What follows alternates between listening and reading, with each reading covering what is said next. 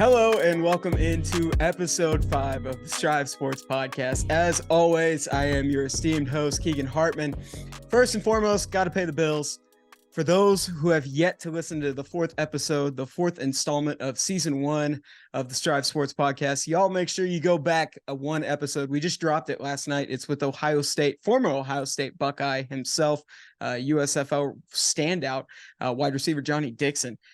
Dropped that on YouTube yesterday. Y'all make sure you go check that out, like and subscribe, hit the bell notification so that you don't miss another episode. And you can go download it on Apple Podcasts, Spotify, Amazon, wherever you get your podcasts, we're there.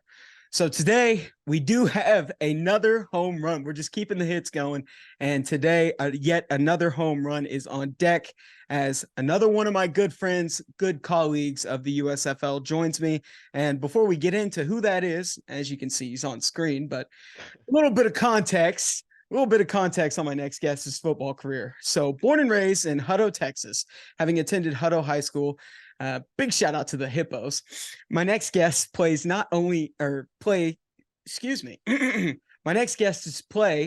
helped propel himself and his team atop the United States Football League this past season, having won the 2023 USFL championship with the Birmingham Stallions. But this man lit up the league in 2023. My God, I cannot talk. His first year with the Stallions. My next guest would finish last season atop of the USFL in a plethora of categories, including top 3 in receiving yards, top 5 in touchdowns, and that was 5 touchdowns per Fox. But let me just go ahead and make a side note off the record. Those stats that they typically put on Fox Sports' website, you've said this before, many players have said it before, sometimes they're not always the most accurate, but that is, yeah, right. Right. But nevertheless, I mean, still a premier performer, a dominant performance in his first year of the USFL, having attended Sam Houston State University from 2015 to 2019. This individual would play all 4 years with the Bearcats and would make a name for himself, going back to even his freshman year. In his first season with the Bearcats in 2015, freshman wide receiver Davion Davis would make his presence known for the Bearcats offense, becoming the 4th leading true freshman receiver for the Sam Houston State Bearcats in 2015. In fact, in Davis's first game, Davion would set an SHSU record as a true freshman, recording 12 catches for 103 yards and a touchdown against Texas Tech. Flash forward roughly 3 years later, and in 2018, Davis would clean house in the then Southlands Conference accolades category. In fact, Davis would earn the SLC's Offensive Player of the Year his senior year, All SEC First Team Receiver, and not to mention All SLC First Team All-Purpose Player. His career stat line for the Bearcats is an even more impressive feat. 49 games played, and across those 49 games played, Davis recorded 226 receptions, 3,181 receiving yards, 40 touchdowns, 4.6, which led to 4.6 receptions per game. And you do the math there, it's about 65 receiving yards per game. And mind you, according to ESPN and 247 Sports, I'm not going to lie, Davion, they did you dirty, dude. It was, I went record, and it was, I mean, no stars coming out of high school, but what do stars matter? Stars don't mean a thing, right? They don't mean a thing at all. I almost said something else, but they don't mean a thing. They don't mean a damn thing.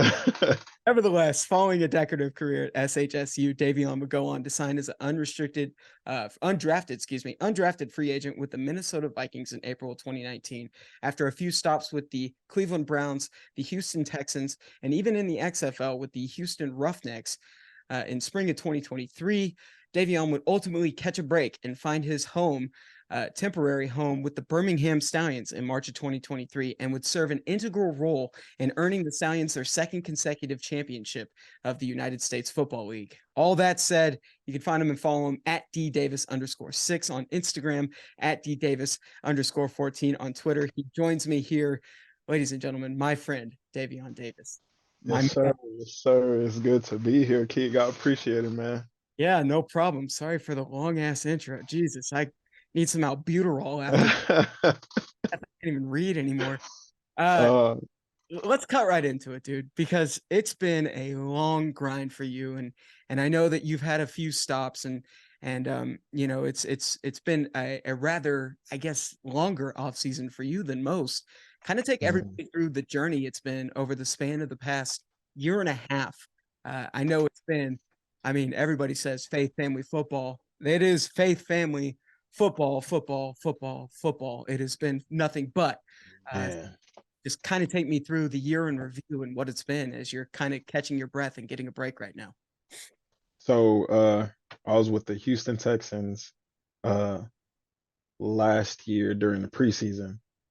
Good. Uh Messed my hamstring up. Mm, They released me with an injury settlement and everything. Um and it's a blessing that they did. I was able to be in the room when my son was born. mm, And honestly, I hated that they released me, but I got to spend time with my kids. So at the yeah. end of the day, I still love the Texans. Loved everything that they did for me those 2 years.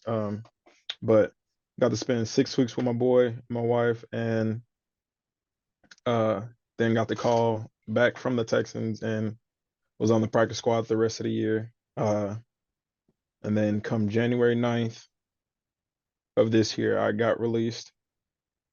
And then got released, went to the XFL, in which, in my opinion, and from my experience with that, uh, I should have just went straight USFL. Mhm. Um, because I tell you what, you saw what I could do. Yeah. There's no reason why I shouldn't have touched an like I shouldn't have been on the field at all in the XFL. But we're gonna keep it just at that. Um, but I love would stay it. there for. I'm just stating facts. It's not being cocky. It's No, being true. Like true to myself, true to my family, true to your podcast. I'm not gonna sit here and lie. for sure. Um, I still have friends from the XFL, and they would say the same thing, and they would agree, and they've agreed, and we still talk about it to this day. Mhm. But would leave there, and uh, Zach Potter would hit me up, and the rest was history, man. I mean, I've been away from my boy damn near half his life, honestly, and Mm, it sucked being away uh, from him and my wife. mhm. Um, and like that would eat at me. It was points where I honestly wanted to like just pack up and like go, but I knew what the goal was, not only for me but for my family. I know what the dream was, and I still chasing that dream to this day. So finished the season out, got to be with my family for like a week and a half, and then uh, went to the Arizona Cardinals for a tryout. They ended up signing me. Um, did the preseason with them, had a great preseason, but unfortunately got released, and here we are now. Waiting for that call, waiting for that opportunity, and whatever opportunity it is, I'll be grateful for it. But if nothing happens, you know where I'm going. I love it. I absolutely love it. And obviously, I know that, you know, this game, and I'm gonna get real with you. I'm kind of gonna have a heart to heart here with you. This game, from what I learned and being in a professional setting for the first time in forever. And by the way, just a quick shout out to the people that made that happen. I'm forever indebted and forever grateful for the opportunity to be around guys like Davion and to be able to be around those people, because you get to see a brotherhood that's just like, I got to see it behind closed doors and I got to see it grow. And that was just a beautiful thing. But I think a lot of those guys, what makes it so cool is like you guys have a common goal. And there's a common theme too that not a lot of people realize. You guys come from an even, I would say, more of a humble path. You took the harder route. You had to take the harder way, whether that be you were riddled by injury, whether that be other extraneous outliers that hindered you from achieving the goal that you once had. Now it's even more distant. You got to work twice as hard, Mhm. but that makes it even more bittersweet. And I think, and it translates over to what I was doing. because, you know, I'm kind of in the same shoes, not to the sense like, I mean, you've been doing something for a very long time. I've only been doing it since I was like 14, 15. But in the same breath, like I'm still waiting for opportunity to Mhm. and like many people. So I commend you for being hungry and staying hungry and keeping that tenacity and that determination. And that's something that I genuinely mean this when I say this. That is one of my favorite characteristics about you as a human is like Mhm. you are a tremendous leader. And I saw that, you know, kind of cultivate when you were at Birmingham, but even more so, you're hungry and you're determined and you don't let anything get in your way. And that's a goal. That's an intangible I think you should keep going forward and Mhm. something that you should be proud of, dude. Like I know it's been grueling and I know it's been difficult, but you take pride in like what you've been Oh, able yeah.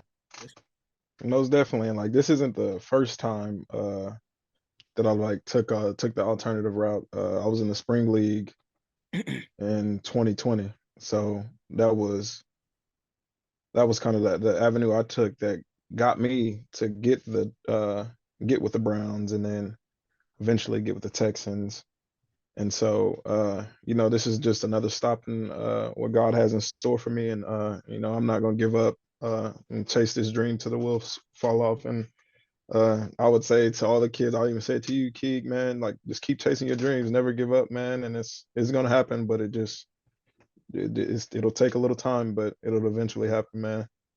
Yeah, I appreciate that, man. And likewise to you. Now, enough with the sad heart to heart. Now let's go ahead and get into the real stuff. That's why the people came. They didn't come for the testimony. All right. So oh man. So you get into let's take a blast in the past to go to Hutto High School in Hutto, Texas. I'm gonna be honest with you, dude. I don't even know where the hell Hutto is. And I don't know. I had no idea that it was in a place. I genuinely thought it was made up when I started doing my research this morning. But you are a product of Hutto Mhm. and you have a story to tell. And I will give you that floor to share about what Hutto is and why or how it molded you into becoming the player that you are, the person that you are. Take it away. Okay, so moved to Hutto my third grade year. Yeah. And off the jump, you could tell like it was a real tight knit community. People checking in on each other, people going door to door, talking to each other, having like little block parties in a sense. Um, My you type. know, so oh yeah, mine too. But no, yeah, man, I've loved it there growing up. And I've learned a lot, and not just like from elementary to high school, but I think uh I learned the most in high school, man. Hutto's a small town, but like it's a lot of fight in that town for sure. Um, you know, everybody thinks like, oh, Hutto is all like country or Boy. like yeah, you know what I mean. Like, Yeah, I come from but Missouri. like we get on the field and like we'll show you who we are and we'll get out there and punch you in your mouth. Yeah. Um, but yeah, man, I loved Hutto. I thank my mom for moving us out there, honestly, because if we stayed where we were, I don't know where I would be today. Yeah. Um, yeah, man, like Hutto was I appreciate I want to say I appreciate Coach Van Meter the most. That man brought the best out of us. Putting us in them bleachers and running those 400s nonstop, man. I think that turned us from boys to men that summer. It was a reality check, and it honestly brought everybody closer. Everybody had more fight in them, I should say. Told you how to fight and who you could count on. So, you know, shout out Coach Van.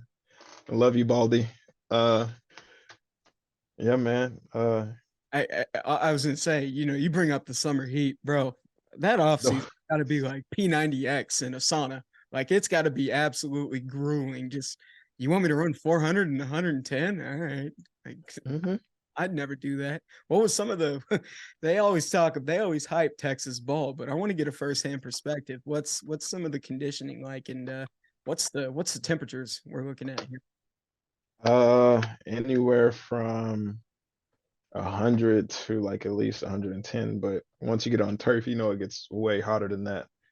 But really, half gassers, God. um, damn near track workouts, 100s, 200s, 300s, 400 miles. Um, but I think what's really starting, well, from Coach Van, he really changed our culture with the bleachers. Yeah. We never like even touched the bleachers before he got there, but as soon as he touched those bleachers, you knew what type of ball we were about to play once he took over. So it's it was gruesome. It showed you who was working out, who wasn't working out. Um, it kicked your ass. I'm not even gonna lie. And our bleachers weren't small neither. Like down, I mean up and down was just one, and you'd have like five, and you'd have to complete it in a certain amount of time, or we do three, and you had to complete it in a certain amount of time. But when you knew, when you knew you were about to throw up real quick and get your ass in the bleachers. So I mean, it showed my senior year like what type of workouts that Coach Van was putting us through. So shout out to him again. If it tells you anything, the bleachers were the turning point of my summer. Whenever I was playing freshman year of high school football, I said, you know what, f this, I'm gonna be. I just was like, at that point, I had made my mind up. I was like, I'm not the fastest kid. I actually take one of those S's and substitute it with a T. I mean, I'm not going to be able to You're make not, man. features. So, I was like, hell nah. Yeah, but different story for a different day. Now, I want to get into the football side. Hmm. Obviously, it separates the men from the boys. Going to Hutto as you've exclaimed or proclaimed. Um, Hmm. you talk about your career there and some of the highs. Actually, I'm on this. We'll jump to that. That'll be the second question. But the first question here. So I had a Florida boy on a couple days ago. You may know him. His name's Johnny Dixon. Uh, um, and basically, I had asked him, "Do you between Florida, California, and Texas, who Oh, produces man. the best players or the I guess the abundance the more you know what I'm saying, like Hmm. best players?" And he said for skills his opinion was Florida. Now I'm giving you, a Texas boy, Hmm.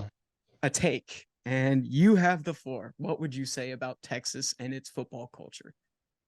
Uh, like just look in the stands and like the 5A and 6A. Let's show you what type of ball we're playing out here. Like it's like you're at a college football game. Like Friday nights, everybody's in one place, Right.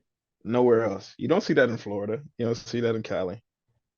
It's it's a different type of football when you come to Texas. I would say for them to come and experience it themselves. But I'm rocking with Texas all the way for best athletes. Period. Point blank. Wow. Okay. All right. On that topic, and then so now we're here. Let's go even deeper. Who was the guy that you remember most, you recall most from your high school career? And it could be anybody that may not be someone that everyone knows, but someone Hmm. that resonates with you. That you were like, oh my god, this guy, somebody you went up against, whether it was a receiver or even a defensive back that you face in a game, someone that Uh, resonates with you, and you're like, damn, he is him. I would say it'd be somebody I looked up to Mm, when growing up in Hutto. You'd hear his name a lot, Jeremy Curley. If you don't know who that is, look him up. okay. Dude was a baller. He went to TCU, had a great year, not a great year, but a great career there. Ended up getting drafted by the Jets.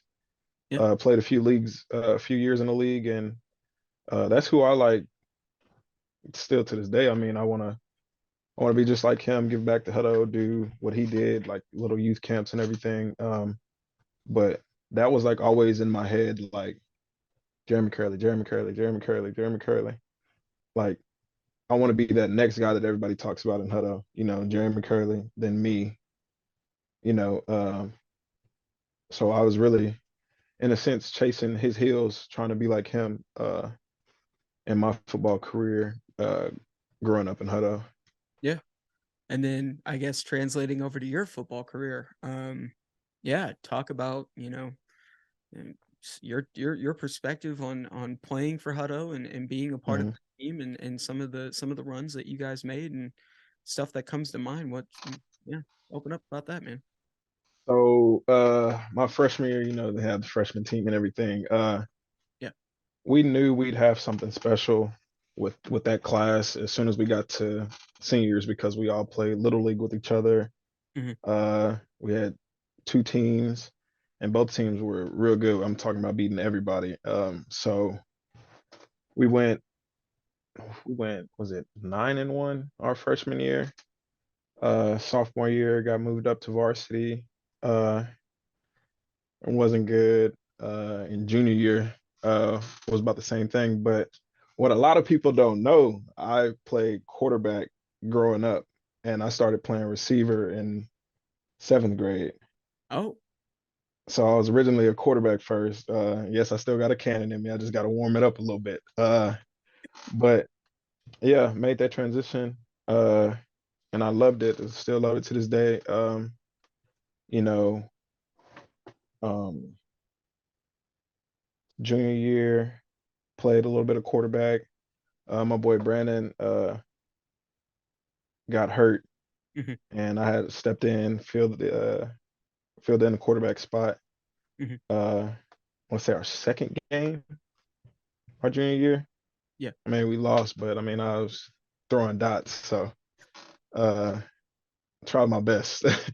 But we really made a splash my senior year. Uh, a lot of people had us in the bottom of the totem pole and everything, and we shut people up. I'd have to give you this guy's YouTube to go and like watch a few videos and to see what I'm talking about. But we had some ballers. Like, I mean, most of them were seniors and everything, like guys I grew up playing with, like I said.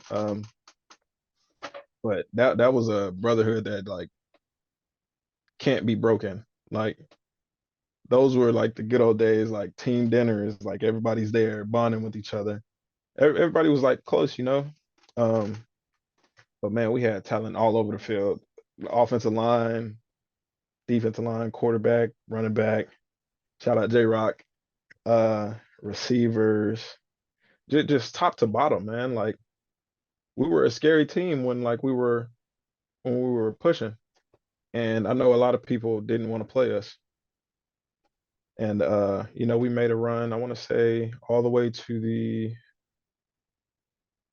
what was it, the fourth or fifth round? Yeah, fourth round of the playoffs. And we lost to Crosby, Hmm. uh, which isn't here in Houston. Lost to them, but we really should have went to state. Hmm. And in my eyes, if you know, one or two mistakes, I'm not pointing fingers at anybody, or it was a whole team effort. Yeah. But man, we shocked a lot of people that year for sure. Uh, I am curious. What is a playoff atmosphere in Texas like? What's Uh it can get pretty rowdy because like normally games are like on Fridays, but they're on Saturdays at that point. Hmm. And that's allowing everybody to come out. You know, people that are normally working on Fridays, they really don't want to go out and go back to the games and stuff. But Saturdays, it gives people to get their rest and then travel to wherever you're playing. Mhm. And there's a lot of that shows you like who your real fans are. Right. Cause like we made a trip to Houston and we had a bunch of people there, Yeah.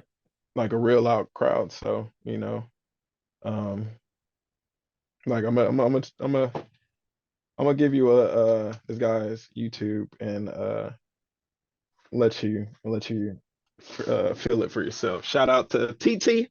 Good point. All right. Yes, sir.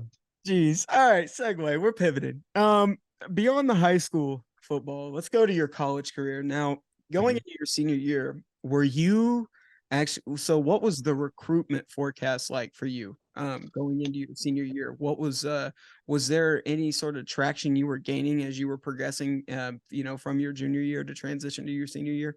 What was the outlook like, and where was your heart at, as you were starting to kind of narrow down everything? What was the Davion demand looking like?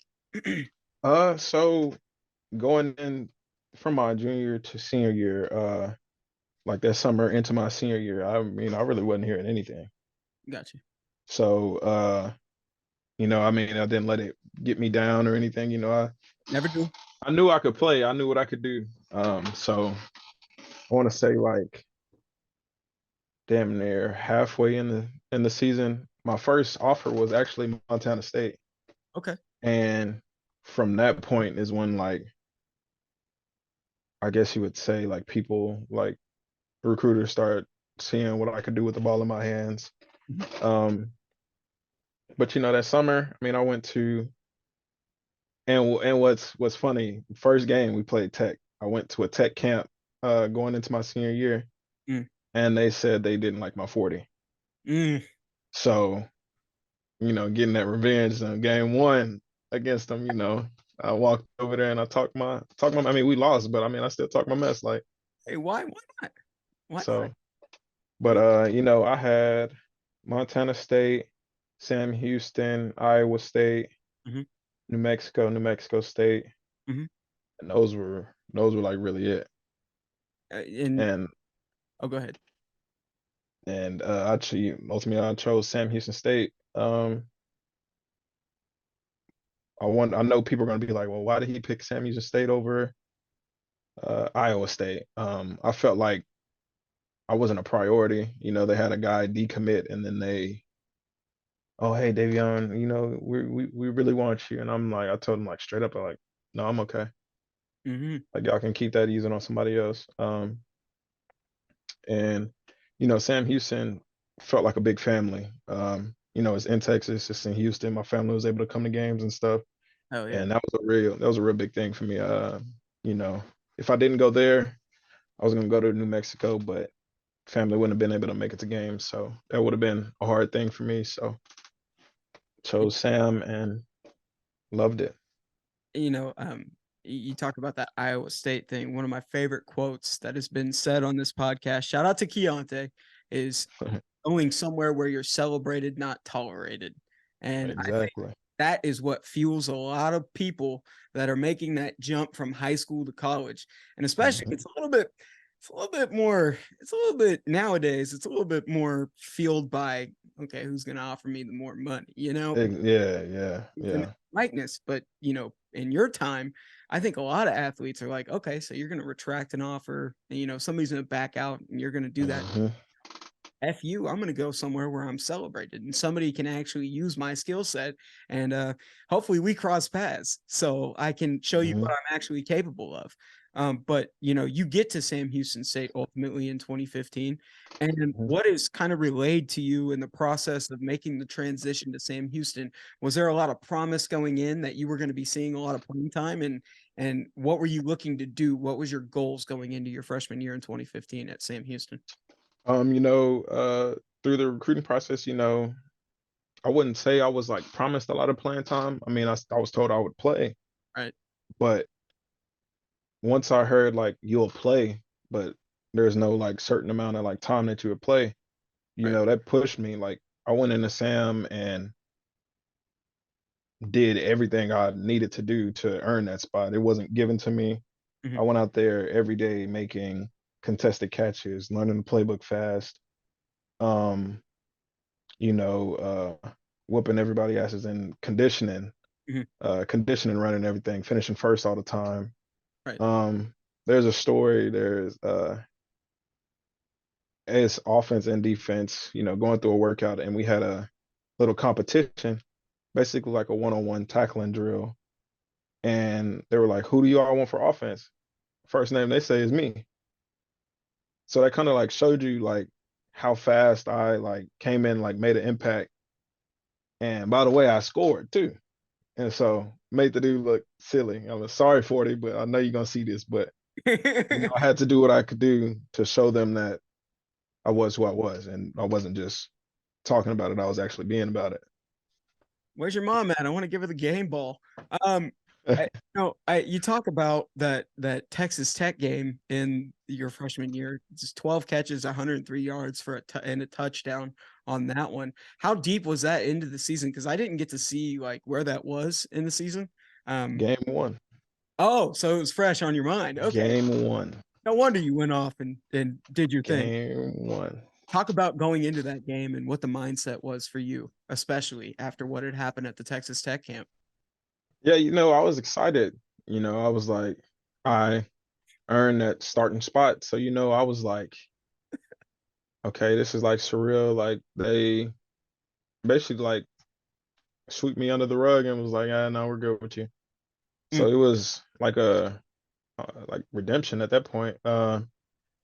You know, walking out of that tunnel, man, it gave me the chills, dude. It was like, holy hell, like this is really happening. Like starting my college career going against. And that time I like really wanted to go to Tech too.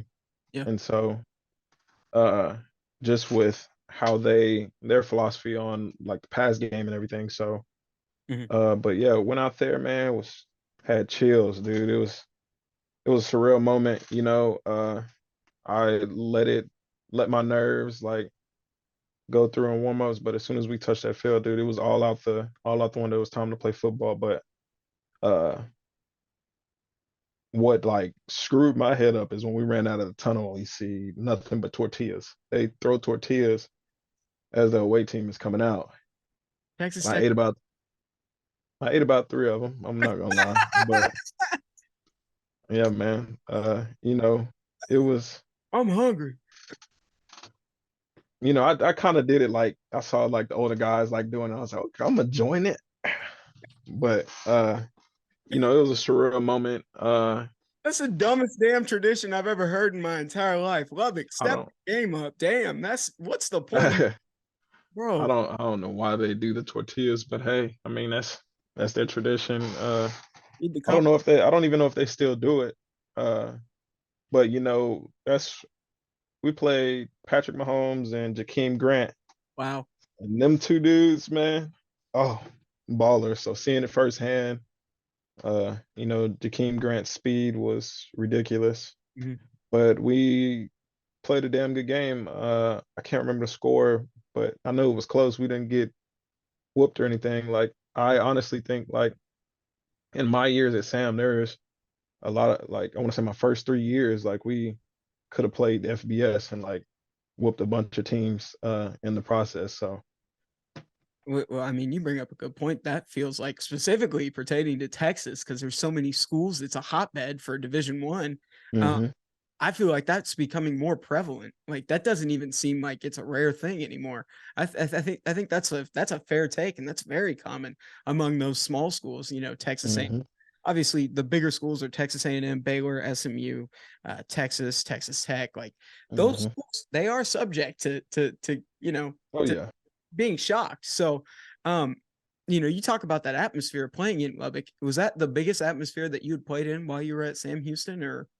Uh I'd say the biggest school, but like I'd say like the biggest like crowd, biggest stadium would be James Madison. My sophomore year. Mm, Uh dude, it was crazy. Or North Dakota State. mm, Dude, Fargo, crazy. And Fargo. they're right on your back, like up here. And they're just like talking and talking. And I'm like, man, this is crazy. I mean, but I love being in situations like that. It makes me play better. I mean, unfortunately, don't look up those scores, Key. Please don't do it. Whatever you do. Hey man, But gave a good run. yeah, man, we got our ass whooped. I'm not even gonna lie.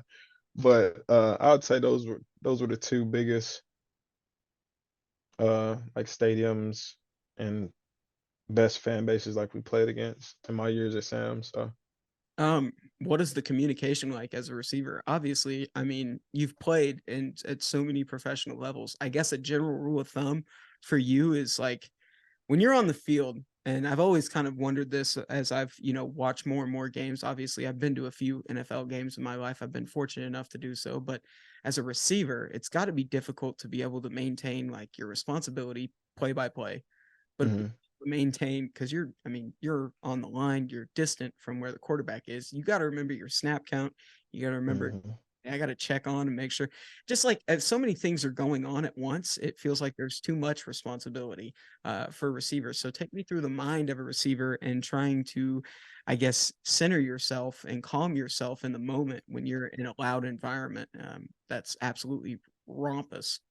I would say it's leading up to the game, man. Like starting from the install and what y'all are gonna run that week, and just hammering down like what it is y'all are running, Mhm, what are like the checks. Make sure you get the signals.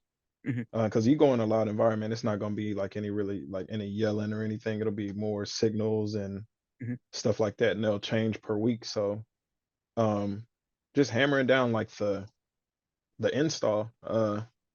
That's a real big thing, because you won't run the offense that you ran against.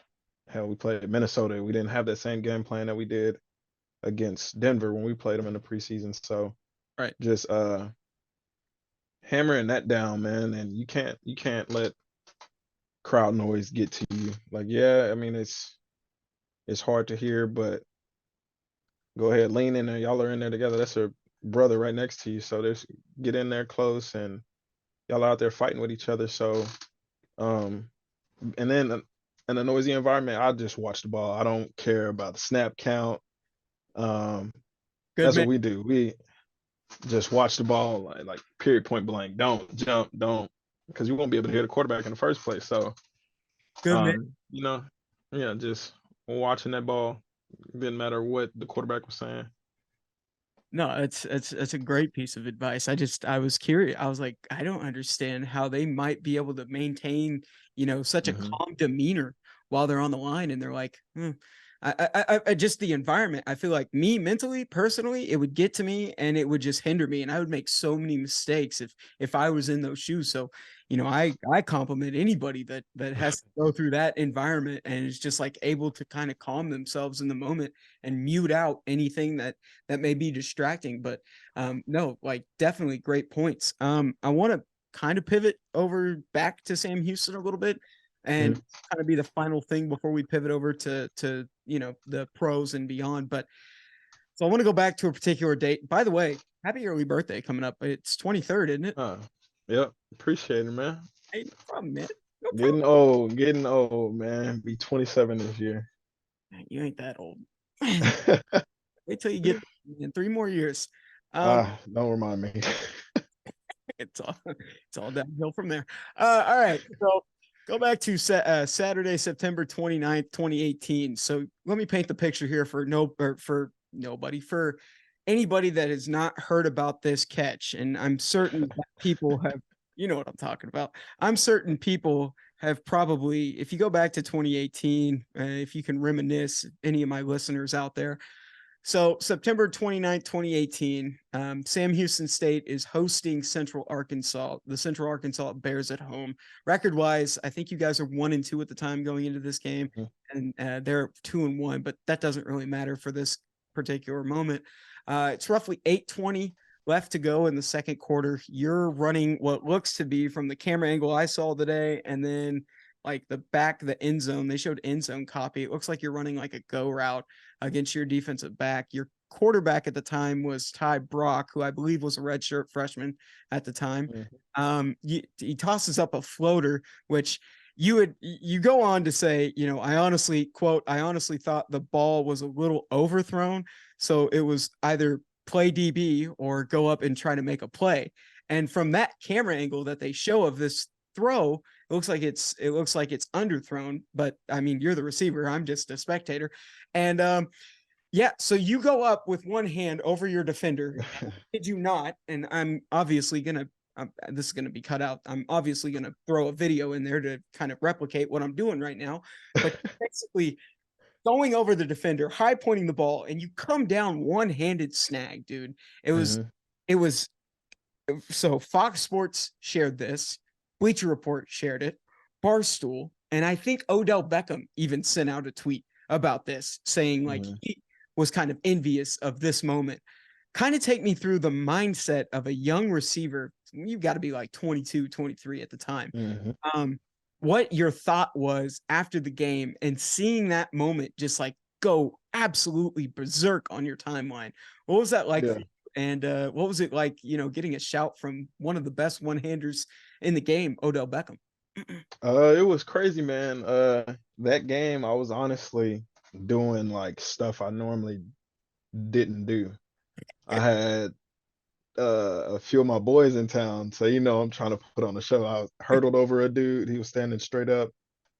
One hand catch, was trying to dive in the end zone and stuff, just unnecessary stuff. Sorry, Coach Keeler. But man, it was crazy. I caught that ball and I was like, did I just catch that? Because like the whole week, man, I kid you not, the whole week, every time we ran that play, I would try to catch it like that. And it was like, it was on air. It wasn't like on people, but every time we walked through that play, we had that little funky formation. Mhm. If we got one on one on my side, where he was gonna give me a signal to run a route. Right. And if they did anything else, it was gonna be a screen to the right. Gotcha. Every time. Boom, drop, boom, drop, boom, drop. And in the video, you can see me like kind of speed back up Mhm. just because I thought it was gonna be overthrown. I thought he was gonna throw me a back shoulder. Mhm. But I thought it was overthrown, I just was like, to hell with it. Let's see if we can get it. Just Boom. fucking snag. Wow. Got it. And like only reason I didn't like try to swat at it, I just saw where the DB was before I jumped. And I was like, okay, let's see if we can get this. And came down to it, man. Phone was blowing up. Uh I honestly didn't even get through everything, man. I was like, okay, I'm tired of this now. Um, but man, it was a blessing for sure. Sport was, I think I was number one on Sports Center, Yep. like Sure. top 10. Yep. It was good getting that little recognition, but it's kind of in the past. But it's good to relive it every once in a while. Did you I'm just curious. This is my inner fan coming out here. Did you get any sort of like it's weird how media outlets work and sometimes how Hmm. celebrities work. Did anybody try to, reach out to you and be like, yo man, just want to get you on did they try to not get you on a podcast, but like did they like reach out and just be like, whoa, or did you get any sort of like unique congratulations, or was there anybody that reached out to you that was like you were like, whoa, that's crazy that they reached out to me? Not really. I mean, I would just say like the people on Sports Center was like really like the main people that were like, I was like, oh, I was on national TV. Like, Mhm. you know, um, but other than that, no, I really didn't get anything. I mean, glad I didn't because it probably would have had me big headed. So, Yeah. Yeah. uh, thank you to everybody that didn't say anything. So, No, but it was a good catch for sure though. no, that's a really cool moment, and that it's obviously a pretty unique memory to have Yeah. for the future and whatnot. But I want to pivot. So after your career at SHSU, you go on to sign as an undrafted free agent with the Minnesota Vikings in April of 2019. Kind of take me Mhm. leading up to the draft and kind of take me through the process of your pro day and preparing for yourself to be able to try to put on a performance so you can maybe eke out or even what was your mindset going into the draft? Start there. Um, so I had surgery like right after the season. Mm, I separated my meniscus from my posterior capsule in my left knee. good I night. still I still I still remember it. The doctor telling me that. But Wow. it was a few months recovery, and I want to say I had like a month to prepare. And Good luck, like champ. once I got cleared, I went to MJP up in Dallas, Texas, and did what I could. being so far behind everybody, Yeah. I was just playing catch up at that point. I did everything I could, put everything into it, but coming back from a knee injury, it's tough. Didn't run a good. I can't even remember what it was, but didn't really run a good 40. But pro agility has always been my thing. Killed that. Killed L drill. Um, did my thing in the routes and everything, but uh, I ended up running the 40 the following week for the Redskins and the Redskins. I want to say the Browns. And Well, oh, hold on. Wait a minute. You said you had a 1 month turnaround off of a mhm. knee injury. Like after I got cleared, I had like a 1 month time span to where I trained. How in the even being cleared off of the knee injury, that is Mhm, absolutely insane. I don't even know how the hell you recover that quick and be able to have that kind of because I mean you're what I really don't know about knee injuries. So I mean I mhm, guess maybe enlighten me. Is there still a chance that you still sustain like is there any long-term effects of that knee injury and could it potentially could it come back in that time frame that you were training? Was there that fear like I don't know if I'm ready yet. Like sorry, I was mhm. curious. It just now clicked. No, yeah. No, yeah. There's always that fear like in the back of your head, man. But it's for me, um, I never held back in none of the surgeries. Hmm. Uh, I didn't care if it hurt. I mean, you got to fight through it because if you don't do your PT and do everything the right way, you're only gonna make it worse. Right. Right. So I just push myself, and told myself like, yeah, you might be scared, but let's just see how it feels real quick. Mm, And once it felt good, I was like, oh, let's go. Like, bam, cutting, bam, like crossing everything off my checklist. I honestly, I think I came back earlier than what I was supposed to. So, there's always that fear in the back of my head. Uh, but that's why I'm always like taking care of my body. mm. Like I was in the training room a bunch. So, Yeah. No, I was gonna add, so you said you had the workout with Washington, you had the workout with Cleveland. Um, mhm. see, when did kind of Minnesota? When did you know that Minnesota was? When did Minnesota really reach out to you and kind of spark? uh, after the draft, I really, leading up to the draft, I had like scouts like text me like, hey, this is I had the Raiders text me, the Browns text me, a few other teams, they text you like a few days before. Hmm. And so like I was like, okay, these are probably like the guys that are like looking to either draft me late or Yeah. pick me up after the draft and sign undrafted and everything, but Minnesota wasn't one of them. Um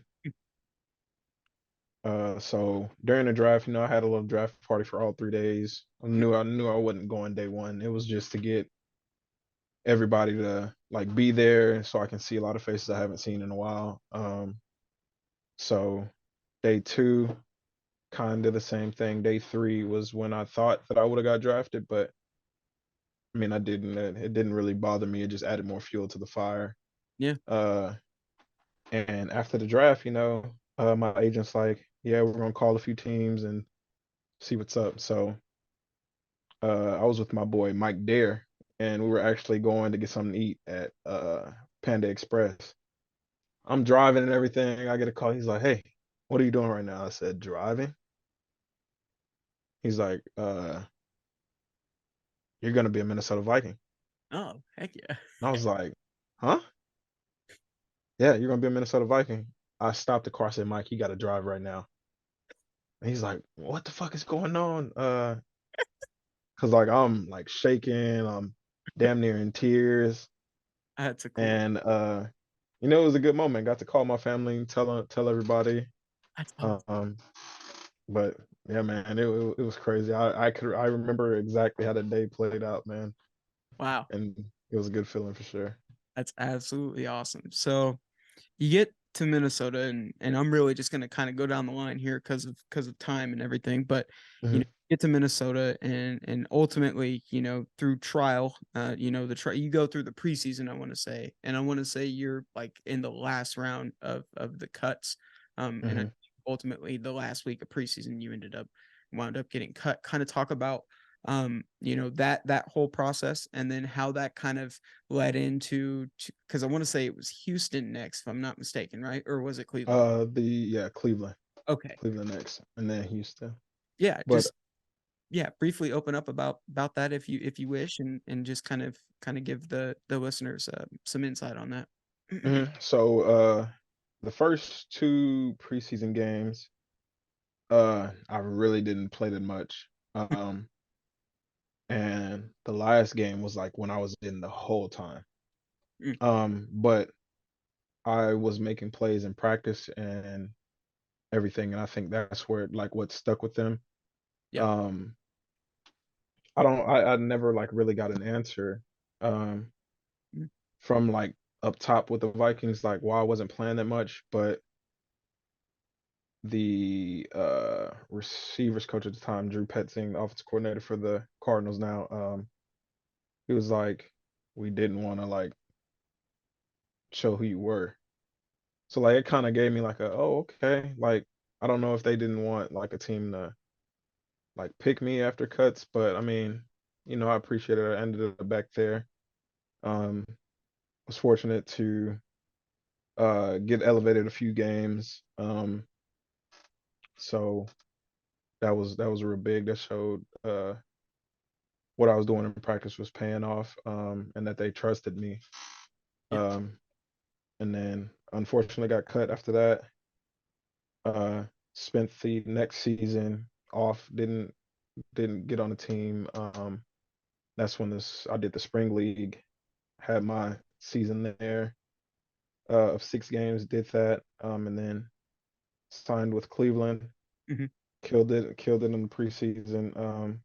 Was killing in practice. In a sense, I had a slim preseason for sure. Yeah. Was running with the ones, running with Baker, Odell, Jarvis was there. Um, Wow. Getting recognized in Cleveland, and to this day I love Cleveland fans to death. Like I Wow. would ride or die for Cleveland fans, man. Wow. But I enjoyed my time there. Was there until like week 4, I want to say, and that's when Houston signed me to their 53-man roster. So Mm, I was fortunate enough to play the rest of those, to be on the active roster the rest of those games. Got my action later in the season. Uh, I played against the Colts. I actually played, and I kid you not, my first NFL catch was against the Seahawks, December 12th. Um, First catch, boom, 17 yards. I'm like, oh shit, it really happened. Broke my fibula. I kid you not, broke my fibula, man. wow, dude, that that sucks, man. Like, Yeah, that's horrible. And that was your cause like first catch off of being called up, pretty much. very, very, very first NFL catch, man. Uh, I'm averaging a nice 17 yards though, so Yo, I'm not fighting that. But yeah, man, it was unfortunate. dude. But had surgery, and worked my ass off in the off season, and signed a 1-year contract with them. Mm, Uh, I was in there every day, working my ass off, and I think they saw that, and they could have let me go like after the season and everything, but I think they saw something. But then unfortunately, preseason, training camp, everything, hamstring, mm. and then yeah, signed the practice squad a few weeks later. Then yeah, man, the rest is history from there. USFL, I mean XFL, USFL, and the Cardinals, and now just waiting. Hey, man. I said it before. I may have said it off camera, but God's got a plan for you, dude. Like Oh yeah. God's working, man, and you just got to stay patient, and you can't get complacent with it. And I know that you've been staying patient, and it's Mm-hmm. gonna pay its dividends. But before I conclude this podcast, I want to ask a few questions about the USFL and the XFL. Obviously, when oh boy, I never in my life, and even when I was okay, so I watched the USFL last year as a product, just being as a fan. I was like, this is interesting. It's new. It's great. That's awesome. It's cool to see them survive the inaugural season. Let's see how they do going into the next season. Obviously, XFL wasn't in 2022. They wanted to let the USFL. USFL basically wanted to get ahead of the curve. They didn't want to really. Mm-hmm. They wanted to go ahead and build their fan base. Smart strategy, if you ask me. And then they go Yeah. to the second season. Okay, now the XFL is in play. Mm-hmm. So you are one, and I don't really know if it's common because I never really asked anybody, but from the people I know, you're one of the few I know that have played in both leagues. Talk about your time at the XFL. I know that you've already left a bad Yelp review for the, Mm-hmm. and you weren't really fond of what had happened, and but just talk about how that kind of differentiates from what you went through with the USFL, and then just like we'll get to the merger. Well, the merger will be the last thing, but kind of talk Yeah. about experience and how those two differentiate.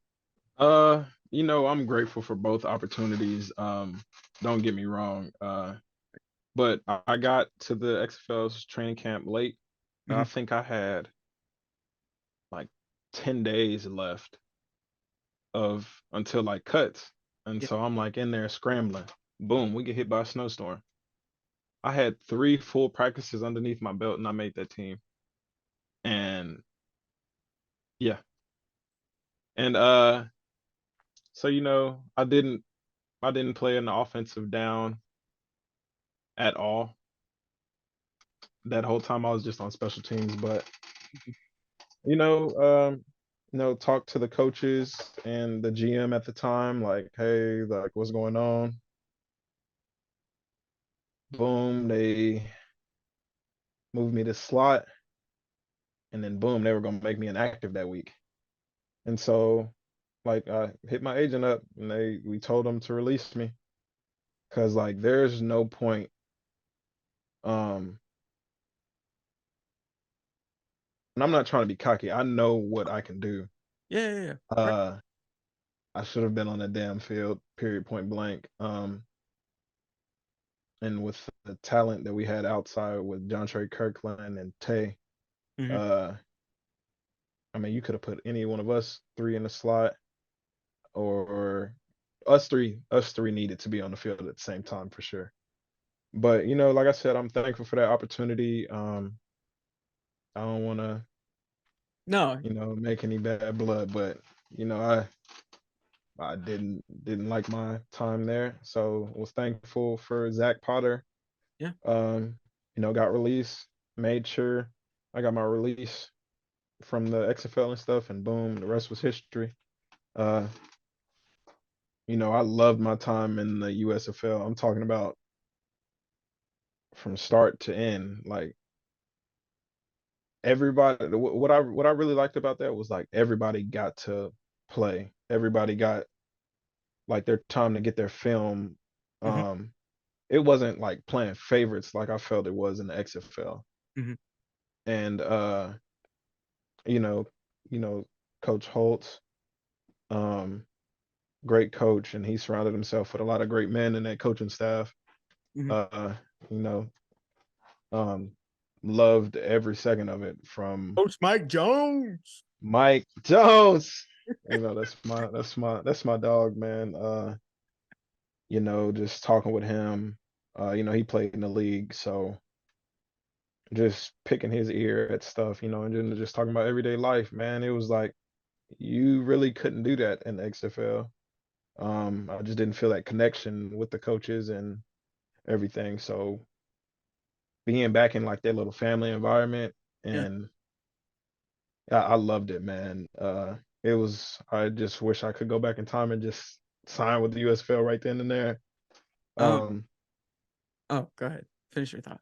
But hey man, I loved it, top to bottom, spending time with you and Madison, man. Love both of y'all to death, man. Like y'all are family. Uh, it was great all around. I love it. I loved it. Every single minute, and I wouldn't trade it for the world, man. It was a great experience all around, and being around Hmm. you and being around all the guys. I guess it's one of my other questions I had. You talk about your relationship. I feel like off the field relationships, cultivating those off the field make for a better dynamic on the field. And I feel like the offense kind of had that down pat, and the defense. That's the one good thing about the Birmingham. I think both of those teams, because I was a part of the Breakers too, and their Hmm. off the field friendships and relationships were tight knit too. And I wanted Hmm. to make that known that is those both of those teams, the formula for them was the dynamic that they created off the field. It just made it easier, and it was Hmm. cohesion on the field. But you talk Yep. about your relationships with Jace and Dion and Alex, of course. And that receiving room is absolutely stacked. You got Adrian, you got Slim, you got Mitch. I mean, the list goes Hmm. on. Marlon, it's just insane amount of talent at the receiving core. Just talk about the relationships and how they impacted you and how they embraced you when you got to Birmingham. Yeah, man. I want to say the first person that like talked to me was Marlo. You know, Yeah, he kind of took me under his wing right off rip, and you know, making sure I like stay close with him when it was uh like learning the playbook and you know, going through like I don't even what you call it, like the little preseason scrimmages and stuff. yeah, Uh, you know, God, like I hate what happened to him, man. But I wouldn't have been in the position that I was without him. I couldn't have did it without him. So shout out Marlo yeah. for sure, man. But yeah, everybody was. I'm telling you, it was like a big family. Mm-hmm. Like everybody messing with each other, everybody hanging out with each other. Yeah. We stepped out to a few bars together, and went and ate with each other. Yep. It was just everybody doing everything with each other, man. Like teams that don't do that don't see success. It's fact. And and luckily we had enough, like a lot of good guys that just wanted to win and wanted to get that film, like we were saying earlier, wanted to get that film to get back where we are. We all had that goal, Mhm. and win a championship, and boom, then chase your dreams.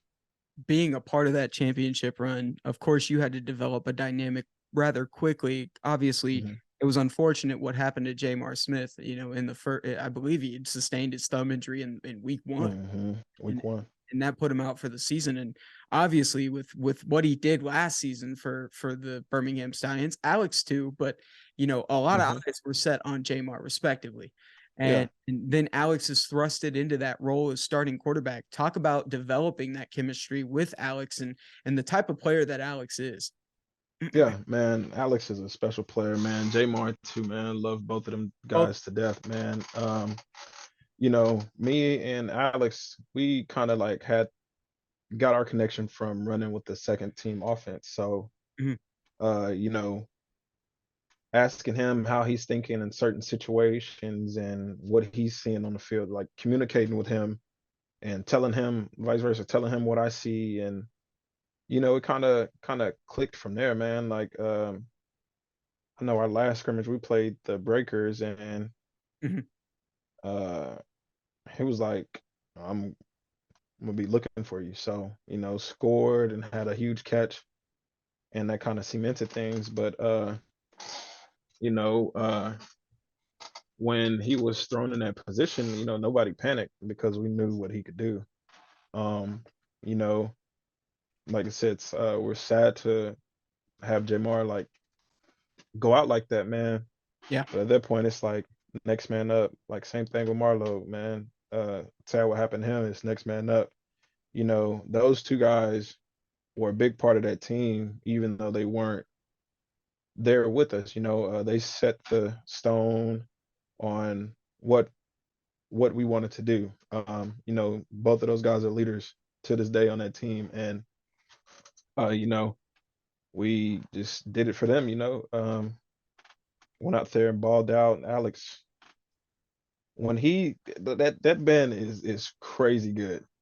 He's I don't even know how to explain it. Like half of the shit he does, bro. I don't know where he got it from, but hey, let that man play. Like don't change anything about Alex, man. He has that swag to him. He has that I don't even know what to call it. He's him. Let me Like let me elaborate and translate for what I speak Davion. I think I mastered it a little bit, but basically what Davion's saying is, and hopefully I get your words right here. Um, he's probably mastered, or at least is one of the master, I guess, one of the experts at off scripting and improvisation, because it seems like thank you. every single play, you're welcome. It seems like every single play we saw Alex, under pressure, you would see him maybe go back 10, 15 yards. And, in the case against the Philadelphia Stars, he has that one where he throws across the field. And I don't even think Mhm. that ball was supposed to go to you. I don't know how the hell it managed to get across the field. Did, but Alex is just like, you know what? Nah, check it downfield or somewhere down there. And Davion, of course, is there to answer the bell. But he's every single quarterback. Let me preface: every single quarterback in the USFL has their own signature and has their own Mhm. play style. And Alex has mastered the craft of his own respectfully, and he's one of the most talented off scripting throws and being able to make those throws that are under pressure. I should say Most definitely. it's impressive. And let me just say, that Philadelphia Stars game, man, I did what no receiver should do. I started running the opposite way of which Alex was running. He was rolling to the right. And at that point, I'm like, I know what Magoo can do. Like, and I took a peek across the field before I turned back. Let me clarify that. Okay, all And right. went the opposite way. I just made sure nobody was over there. But yeah, man, he's special, man. Receivers don't do what I did in that point in time, but it all worked out and we won that game. So that's all that matters, man. But I love those boys to death, man. That whole team. Didn't matter if they played, if they didn't play, you know, it's a brotherhood, man. You got brothers for life from just that one season. I said it before and I'm going to say it again. I mean, ultimately, it's God's timing and God's plan, and whatever He has planned out for the future, it's the inevitable. But when you look at your time that you spent with Birmingham, and I know you said it off the riff, but I just kind of want to clarify it. If that opportunity was ever to arise again, and especially now, and we'll touch on this briefly with the new league that's going to be coming up, would you Hmm. ever consider going back and playing for that team? Given the time and given what it may look like in the future, would that ever be a consideration for you? Most definitely, man. No hesitation. Like if I don't hear anything from the league, Mhm. like after the season's over, I'm immediately boom back with the squad, man. So it's I had a feel. nothing but love and respect for them guys, man. So I had a feeling, and I don't think it's just you that's wanting to get the band back together. I think there's a few more pieces. I'm not gonna say nothing. I'm not gonna say nothing. I know you're not going to say nothing. I've been in just I'm not okay. Let me clarify for you freaking nerds out there. Throw up the bulging eye emojis on Twitter. Relax. I don't know a damn thing, but based off of what I've been seeing and what I've been reading, I'm gonna go out on a limb to say there's a few people eyeing Birmingham, especially with the NSFL. But I digress. Exactly. Right. Right. Right. He said no. All right. Yeah. Relax, journalist. All right. Let's pivot real quick. One last question here. The hmm NFL, the fact that it's going to freaking 10 to 12 teams, and it could be more. We don't really know. Right now, they're still trying to get the logistics figured out. But you think about what that does for the USFL and the XFL. It's amazing that we've come to this consensus, because hmm you asked me a year ago if these two, or well, a year ago, you asked me like Yeah, 5, 7 business months ago that if hey, these teams are going to join forces, I would have laughed at you in your face. I'd be like, they're most definitely. two separate directions, two separate networks. It's never going to happen. Well, here we are. Now we hmm have the NSFL up the pike. And what do you think that does for, guys like you come from a small school respectively. Mhm. Obviously it was a FCS school, and obviously there's FBS, but for small school guys, this has to be, you have to be salivating, because Mhm. Division 2, Division 3, and HBCU, let's be honest, they don't get this right recognition that they do, that they need to. And Yeah. honestly, you could argue that they produce just as many Hall of Famers and famous NFL alumni, but it goes unnoticed. Most definitely. The Mhm. spring league is going to be that new product that brings eyes to those guys. What are your thoughts as a small school guy, and how do you think it helps football going forward? I love it, man. This my second time doing this. I was in the spring league, Mhm. got my opportunity with the Browns after, but it's a good thing, bro. Like you get a chance to put on film like you going against other, in a sense, like really like professional athletes. Right. A lot of guys have been to the NFL and that are trying to get back. So you go against good quality players, man. Like shout out to everybody, man. Like everybody that's chasing his dream still, like doing this. Thanks. Uh, don't give up, because it's gonna get serious right here. I've had nights where I can't sleep. Um, just thinking like, man, I'm letting my family down, or I'm doing something wrong. Like, what's wrong with me? It's like it's nothing wrong with you, man. Just keep chasing that dream. Yeah. Your time's gonna come. Like, don't give up. Just talk to somebody. And Talk to somebody. Reach out to your closest boy. Talk to your girl. Um, don't let it eat you alive, because once it does, once it consumes you, that's when you start overthinking and mhm, you just start shutting down, man. Yeah, I mean, just talk to somebody, man. But it's a good opportunity for everybody. And I'm loving it. I just wish I'm loving the merger. I just wish that they'd keep it at 16 teams. mhm, I know it's not gonna stay at 16 teams, man, but that's people losing opportunities. And mhm, that's what like really bugs me. And then like of course we get paid for it. Like there may be like guys that like make use that money for like a living. mhm, And if you eliminate a few teams, go down to 10, 12 teams, that's hundreds of guys like losing their opportunity, losing their job in a sense. right. So that's the only thing that like really bothers me, like like I said, I love everybody that's chasing their dream and everything, man. But at that point, like that's what really bugs me. And I mean, I know it's not gonna happen, but Mhm, I wish it could just stay at 16 teams. yeah. And that's kind of like the tentative. I don't even know if that's the right word, but like that's kind of what they're thinking of right now in the now. But who's to Hmm. say 2 to 3 years they're not like, okay, well, we can expand elsewhere, or Yeah. I think the main thing that they're worried about right now is continuing with the same kind Hmm. of business model that they have going on, and that's maintaining the hubs. I think, and I don't know that for certain. Again, let me preface that, but I think that's probably the strategy that they're wanting to take on, because why the hell else would the XFL be like, oh man, we like the USFL's idea? Like, there's Yeah. no other reason for it. The business model is the business model. It's what works. So Hmm. I think there's still a lot of logistics to work out. I still think there's a lot of stuff to kind of get handled, but yeah, you definitely hate seeing 16 dwindle to 12, and seeing those Hmm. guys having to fulfill, other roster spots if they're available. So yeah, man, I'm Yeah. curious to know how it goes and everything. But in the meantime, I can't thank you enough for hopping on this podcast and wasting an hour and 15 minutes you're never going to get back in your life. And no. Keegan, you are my dog. Like it didn't matter what time of day, man. Like you already know, man. You could call me, text me, it doesn't matter, bro. Like I think we've built a really close friendship in those few months, man. Yeah. Like if you ever need me, I'm there, man. Like this was no problem at all to me, man. Like I Appreciate was excited. Like I shit you not. I was like, damn, I can't wait to get home so I can do it. this, Keeg, man. Like, I got love for you, man. I'll do anything for you, man. I Seriously. appreciate you, brother. Seriously, I genuinely mean that, and you're one of the people that I look up to as like a big brother. I know I'm calling you old, but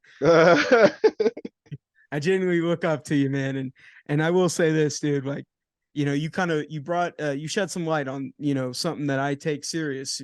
For me, it's been an uphill battle trying to get this off the ground and everything. And really what I'm trying to do is create a space where younger people, you know, younger high school athletes that may have not, you know, necessarily grasped, or even people that are just fans of the USFL. I'm trying to show them the other sides of the players that they're watching, but also in the same sense, those that, you know, are hesitant about, you know, chasing their dreams, are hesitant about pursuing, you know, the next level and everything. I'm showing them the hardship. Like these are peak adversity. The people that I have coming on my show and giving testimony, a lot of the people that come from the spring league, I took the hardest route possible. And it just makes it that much more bittersweet when they get to their goal. And in the same sense, that's why I started it and called it strive for greatness.